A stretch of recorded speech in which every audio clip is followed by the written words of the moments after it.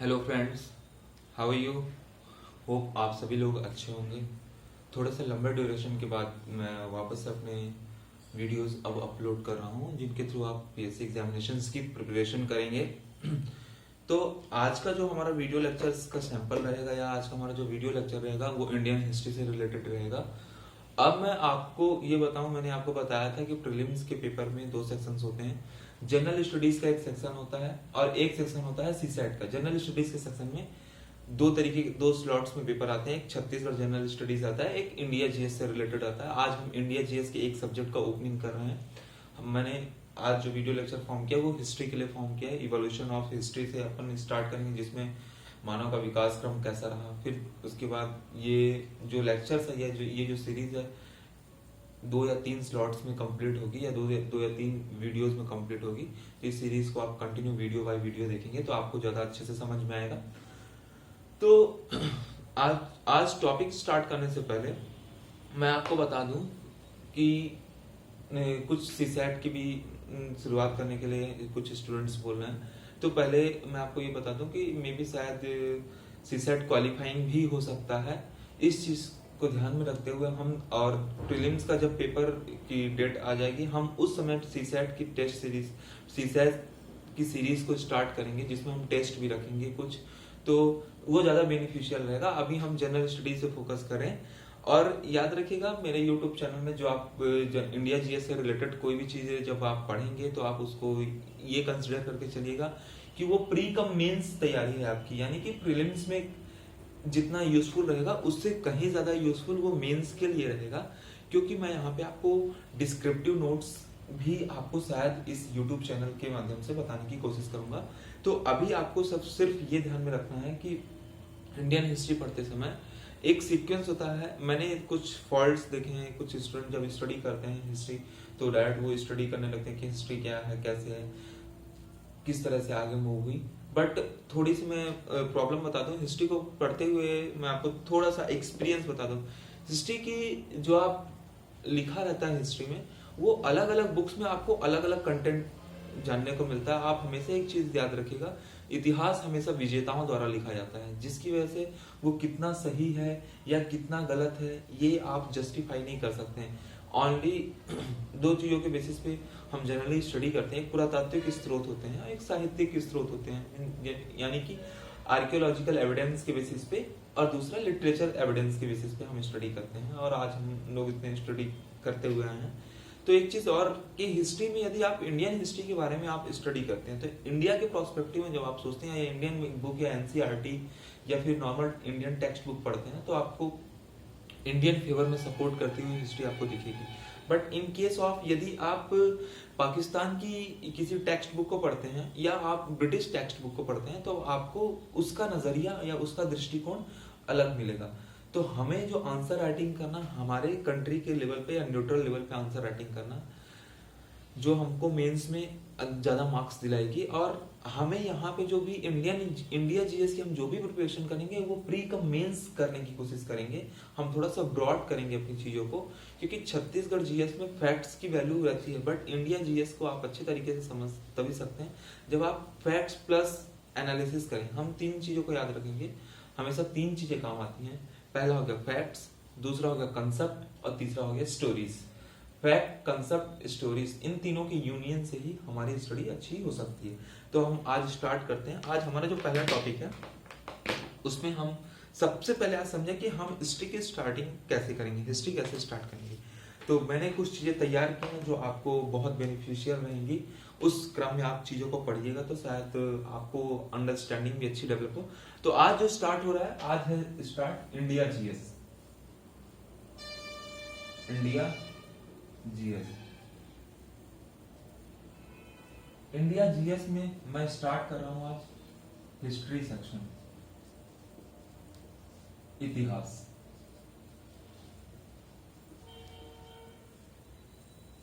आज हम स्टार्ट कर रहे हैं इतिहास। तो सबसे पहला मेरा क्वेश्चन है कि आप इतिहास से क्या समझते हैं। पहले ही वर्ड आ गया इतिहास, यानी कि हिस्ट्री। हिस्ट्री से आप क्या समझते हैं।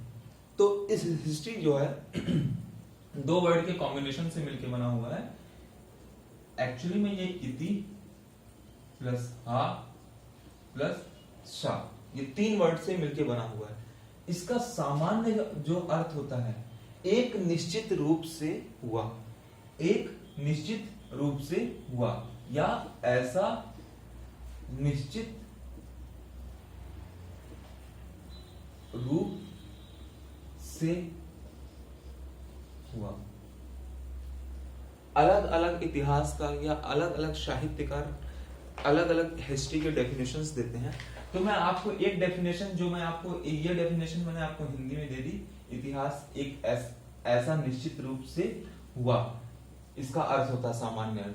और यदि इतिहास कल तक जो हुआ वो एक इतिहास था, ये भी एक सेकंड डेफिनेशन में आप लिखना चाहें तो लिख सकते हैं। एक जो मोस्ट इंपॉर्टेंट और जो मोस्ट रिलेवेंट मुझे लगता है वो है डीडी कोशाम्बी का लिखा हुआ एक इंग्लिश स्टेटमेंट। डीडी कोशाम्बी के अनुसार हिस्ट्री की definition, history is the study of change of production. History is the study of change in production. ये बड़ा ही रेलेवेंट स्टेटमेंट है।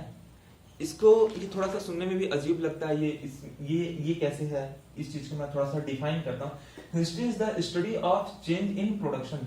आप याद रखिएगा, हिस्ट्री को पढ़ते समय जरूरी ये नहीं होता कि आप फैक्ट और कंसेप्ट को पढ़ें, फैक्ट्स को आप जाने, जरूरी ये होता है कि आप कंसेप्ट एंड एनालिसिस क्रिएट करें। तो मैं आपको बता दूं, डीडी कोशाम्बी का स्टेटमेंट रहा, history is the study of change in production. कहने का मतलब ये है कि जो भी चीजें या जो भी प्रोडक्ट बन रहा है ना, कोई भी चीजें हो रही, आप यदि एंशिएंट टाइम से ले रहे हैं, जैसे पत्थरों का पहला नुकीला होना, फिर उसके बाद पशुपालन आना, उसके बाद एग्रीकल्चर आना, उस एग्रीकल्चर आने से पहले पहियों का विकास होना, आग की खोज, तो ये क्या है, धीरे धीरे नई चीजें इवॉल्व हो रही हैं। और ये नई चीजें इवॉल्व तो होती जा रही हैं, लेकिन वो किसके पन्ने में जुड़ते हैं, इतिहास के पन्नों में ये चीजें जुड़ती जा रही हैं। तो हिस्ट्री वास्तव में क्या है, हिस्ट्री में जो नई चीजें या जो नए प्रोडक्ट बने हैं, वो प्रोडक्ट कैसे बने हैं या वो प्रोडक्ट कैसे फॉर्म हुए हैं, ये हमको कौन डिफाइन करता है, हम किस लॉजी के अंदर स्टडी करते हैं, वो हिस्ट्री के अंदर स्टडी करते हैं। लॉजी एक लैटिन वर्ड है जिसका अर्थ होता है अध्ययन, ठीक है। अब मैं आपको आता हूँ इतिहास के बारे में। आपको मैंने ये बताया कि इतिहास का अर्थ होता है ऐसा निश्चित रूप से हुआ। डीडी कोशाम्बी का स्टेटमेंट ये था कि history is the study of change in production. अब हम आगे समझते हैं कि इंडिया में सबसे अच्छे इतिहासकारों की यदि हम बात करें तो कौटिल्य का अर्थशास्त्र आपने सुना होगा। कौटिल्य का अर्थशास्त्र, यदि आप हिस्ट्री के बारे में 6th 7th में जब भी स्टडी किए होंगे तो आप कौटिल्य का नाम सुना होगा। तो कौटिल्य के अर्थशास्त्र के अनुसार मैं आपको बता दूं, कौटिल्य के अर्थशास्त्र के अनुसार जो पूरा हिस्ट्री है या जो पूरा सेक्शन है उसको 5 चीजों में डिवाइड किया गया था। पहला था सर्ग, दूसरा प्रतिसर्ग, पहला सर्ग, दूसरा प्रतिसर्ग, तीसरा मनवंतर,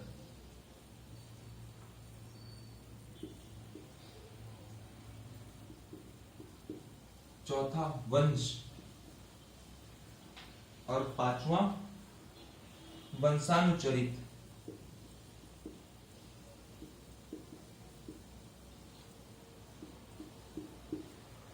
अब कौटिल्य के अनुसार सर्ग का क्या मतलब है, प्रतिसर्ग का क्या मतलब है, मनवंतर का क्या मतलब, वंश क्या है, वंशानुचरित क्या है, उसने पूरे हिस्ट्री को 5 सेक्शंस में डिवाइड किया था। जिसमें हम सर्ग में सृष्टि की उत्पत्ति के संदर्भ में बात करते हैं, सृष्टि की उत्पत्ति के संदर्भ में बात करते हैं। मैं आपको ये बता दूं साफ तौर पे कि हम यहाँ जो स्टडी करने वाले हैं वो सेम इसी कॉन्सेप्ट पे स्टडी करने वाले हैं, क्योंकि हम सृष्टि की उत्पत्ति में अभी हम देखेंगे ह्यूमन डेवलपमेंट,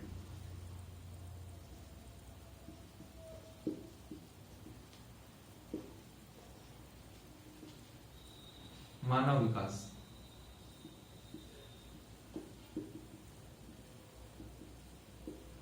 ह्यूमन डेवलपमेंट के बाद सृष्टि की उत्पत्ति, फिर अपन देखेंगे सृष्टि का विकास। इसके बाद हम मनवंतर में समय की आवृत्ति के संबंध में बात करेंगे। समय की आवृत्ति से अब मैं आपको बता दूं, कहने का मतलब है कि पर्टिकुलर दिस टाइम में ये चीजें हुई, पर्टिकुलर दिस टाइम में ये चीजें हुई, अलग अलग टाइम ड्यूरेशन में कौन कौन सी चीजें होती गई, इस चीज को रिपीटेशन फॉर्म में, या जो मध्यकालीन समय में जो भी पॉलिटिकल कंडीशन है, जो भी राजनीतिक धार्मिक कारण है, उनका किस तरह से प्राचीन चीजों से संबंध रहा है, या प्राचीन चीजों में जो चीजें होती थी वो मध्यकालीन में किस तरह से जुड़ी हुई है, हम इन चीजों के बारे में जहाँ स्टडी करते हैं वो कहलाता है मनवंतर। वंश में हम राजा और ऋषियों के बारे में स्टडी करते हैं। अब वंशानुचरित में हम राजा के कालक्रम के बारे में स्टडी करते हैं। तो इस तरीके से कौटिल्य के अनुसार अर्थशास्त्र को इन 5 सेक्शन में बांटा गया है। राजा के कालक्रम में एक चीज और याद रखें, कुछ इंपॉर्टेंट जीवनियां, कुछ महत्वपूर्ण जीवनियां। मैं आपको एक चीज बता दूं, कुछ महत्वपूर्ण जीवनियां से संबंधित यूपीएससी में लास्ट 2 ईयर से कंटिन्यूअसली क्वेश्चन आ रहे हैं। जैसे जिसमें एक कुछ महत्वपूर्ण जीवनियां में उन व्यक्तियों के दर्शन के बारे में स्टडी की जाती है। दर्शन के बारे में स्टडी करने का कहने का ये मतलब है, जैसे भीमराव अंबेडकर का क्या सोचना था कंट्री को लेके, या उनका क्या विजन था, या उनकी क्या फिलॉसफी थी इंडियन हिस्ट्री को लेके, इंडिया को लेके, इंडियन हिस्ट्री नहीं इंडिया को लेके। उसी तरीके से महात्मा गांधी का क्या मतलब विजन था इंडिया को लेके, सुभाष चंद्र बोस का क्या विजन था इंडिया को लेके, है ना। तो ये उनके अलग अलग दर्शन है। हो सके तो आप कुछ अच्छी बुक्स या किताबें पढ़ेंगे तो आपको थोड़ा सा हिस्ट्री में आपको और एनालिसिस क्रिएट होगा। जिनमें आप धर्म दर्शन एक बुक आती है, धर्म दर्शन की बुक आप देखेंगे तो उसमें आपको ये पता चलेगा कि इंडियन कल्चर या इंडियन सोसाइटी कैसे जनरेट हुई है। अब मैंने यहाँ पे आपको 1-2 वर्ड का यूज किया है। पहला वर्ड जो यूज किया है वो वर्ड है कल्चर, और दूसरा वर्ड जो यूज किया है वो है सोसाइटी। कल्चर और सोसाइटी। कल्चर मीन्स होता है संस्कृति और सोसाइटी मीन्स होता है सभ्यता। अब आप ये बताइए कि संस्कृति और सभ्यता में क्या अंतर, संस्कृति और सभ्यता में क्या अंतर। तो एकदम छोटी सी लाइन में हम इसको समझेंगे। ऐसा एरिया या ऐसा स्ट्रक्चर जिसमें मानव अपनी संपूर्ण क्रियाकलाप, यानी कि जो भी चीजें इंसान करता है उसका एक एक चीज जिस चीज में इंक्लूड होता है, और वो एक फिक्स्ड एरिया में होता है और लंबे समय तक के लिए होता है। यानी कि कहने का ये मतलब है, 2 चीजों के बारे में हम स्टडी कर रहे हैं।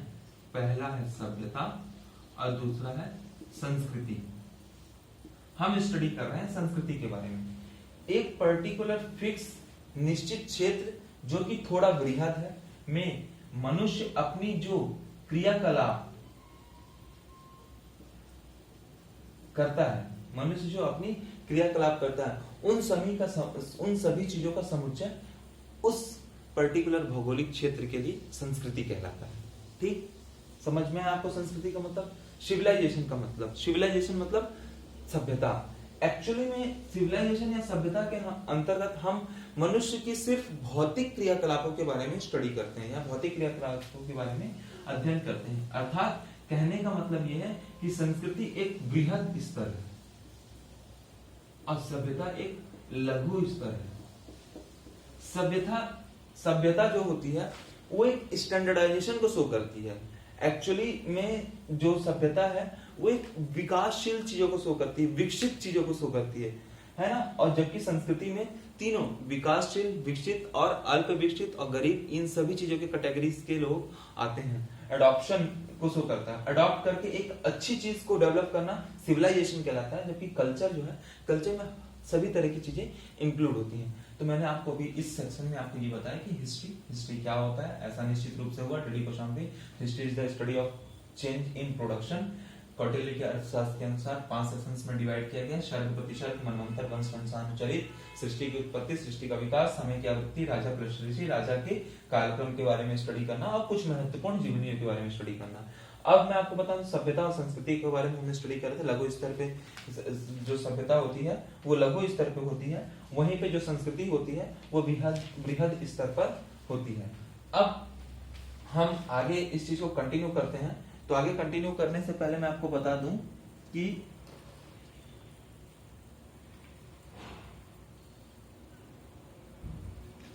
आज हम आगे जो स्टडी कर रहे हैं, अब हम स्टडी करने जा रहे हैं मानव के विकास क्रम की। जो हमारा नया टॉपिक है, अगला टॉपिक है वो ये ह्यूमन डेवलपमेंट। ह्यूमन डेवलपमेंट से हम ये समझेंगे कि सबसे पहले पृथ्वी की उत्पत्ति कैसे हुई। पृथ्वी की उत्पत्ति में एक इंसान कैसे जन्मा, इंसान जन्मा तो अलग अलग फेजेस में क्या रहा, फिर इंसान ने कैसे अपनी जीविका उत्पादन करना सीखा, क्यों उसको हथियारों की जरूरत पड़ी, फिर वो हथियार किस तरीके से अपनी चीजों को, टूल्स को यूज करके उसको कल्चर के फॉर्म में उसने कन्वर्ट किया। तो हम इस चीज को आगे स्टडी करके देखेंगे। ठीक है, तो अब हम आगे चलते हैं। अब हम हेडिंग डालते हैं ह्यूमन डेवलपमेंट।